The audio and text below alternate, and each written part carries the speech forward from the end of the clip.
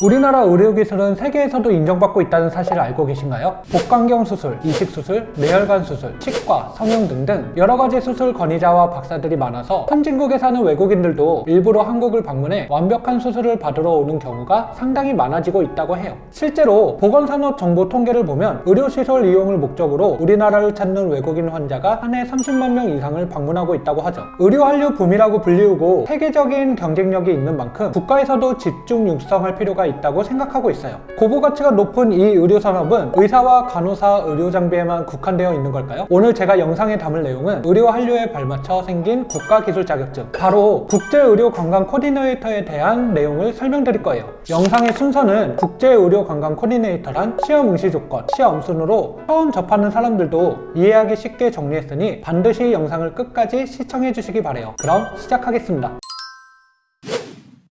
드라마나 영화에서 불치병이 걸린 사람이 있는데 해외에 있는 병원에서만 치료가 가능해 떠나는 장면을 보신 적이 있나요? 그 주인공에게 한번 이입해보자면 내가 불치병이 있고 다른 나라의 병원에 가서 치료를 받아야 한다면 뭐부터 해야 할까요? 타지에서 말도 통하지 않는 상황 속에 병원에 가는 방법이나 병원 접수 절차, 의사와의 면담 등등 혼자 해야 한다고 생각한다면 벌써부터 어질어질할 거예요. 외국인도 크게 다르지 않아요. 위의 상황과 반대로 의료계에 한류 붐이 일어나면서 해외에서 우리나라 치료를 받기 위해 많은 사람들이 몰려들고 있어요. 각 나라에서 다양한 사람들이 오는 만큼 환자와 의사 사이의 통역은 물론 구체적인 진료 서비스 안내, 길 안내, 스케줄 관리 등등 외국인에게 맞는 의료 서비스를 전반적으로 안내해준다고 생각하면 쉽게 이해하게 될 거예요. 또 의료 서비스를 받으면서 관광 서비스까지 제공하여 입국하는 순간부터 출국할 때까지 모든 과정을 책임지고 안내해주는 일을 하죠. 또 의료관광은 미용이나 성형, 건강검진, 수술 등 의료 서비스를 제공할 때 체류기간이 길어지게 되는데 체류기간이 길어지면 길어질수록 많은 비용이 발생해요. 즉 고부가치 관광산업으로 외화를 벌어들이는 아주 좋은 산업으로 발전되고 있는 상황이죠. 현재 보건복지부에서 통계 발표를 봤을 때 매년 평균 30만 명이 넘는 외국인 환자들이 우리나라에서 치료를 받기 위해 몰려들고 있는 상황인데 자격증을 취득한 사람이 21년 기준으로 1,100여 명밖에 되지 않아 전문 인력이 많이 필요한 상황이에요.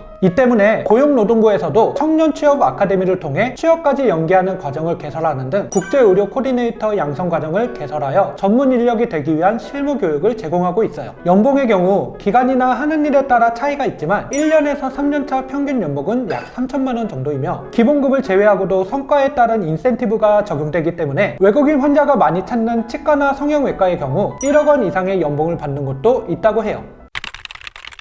국제의료관광 코디네이터 자격증 시험을 응시하기 위해서는 다른 국가기술 자격증처럼 조건이 필요해요. 대표적으로 관광 분야 4년제 졸업자, 관광 분야 3년제 플러스 경력 1년, 관광 분야 2년제 플러스 경력 2년, 관련 자격증 소지자, 위 조건과 함께 어학 점수가 있어야 하는데 토익, 토플 등 각 나라의 공인 어학 점수를 수준 이상으로 취득해야 시험 응시가 가능해요. 공인 영어 점수야 공부해서 스스로 취득하면 되지만 관련 전공 학력과 경력은 당연하게도 비전공자가 준비하기에는 큰 부담이 있을 거예요. 그러나 이 부분은 학점은행제를 통해 다른 과정보다 훨씬 빠르고 저렴한 학비로 준비할 수 있으니 이 부분은 반드시 저에게 상담을 받아보시길 권장드려요.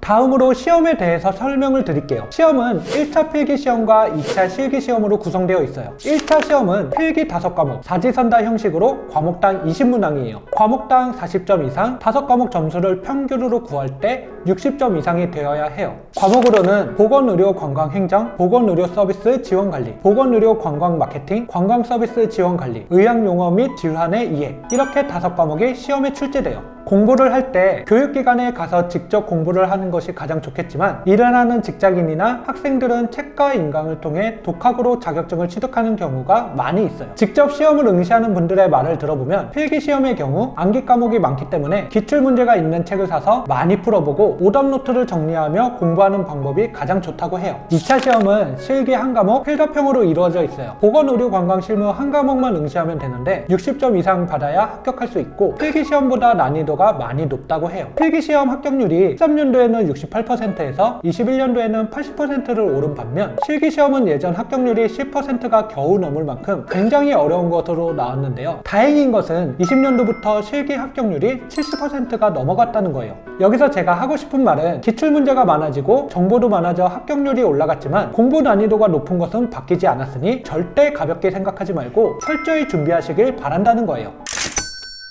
기록을 찾아봤을 때 대부분 18년도까지만 기록이 있어서 왜 그런가 생각을 해봤는데 코로나 시기에 외국인의 발길이 끊겨 영향을 많이 받았더라고요. 하지만 코로나 완화로 입출국 관련 방역 조치가 전부 해제되면서 글로벌 산업이 다시 한번 활성이 되고 있는 상황이라 다시 한번 그 입지가 오르고 있는 직업이죠. 의료 한류 최전선에서 한국을 알리고 있는 국제의료관광 코디네이터에 대해서 이해가 잘 안 되거나 궁금한 점이 있다면 언제든지 카카오톡이나 실시간 상담 링크를 통해 문의 남겨주세요. 이상 가치 있는 시간의 서민혁이었습니다. 더 궁금하신 점이 있거나 영상에 나온 선생님과 상담을 원하시면 PC는 제목 아래에 있는 더보기란을 클릭, 상단에 있는 상담 링크를 클릭하셔서 문의를 남겨주시면 됩니다. 모바일은 화면 아래에 있는 더보기란을 터치, 상담 링크를 확인해보세요.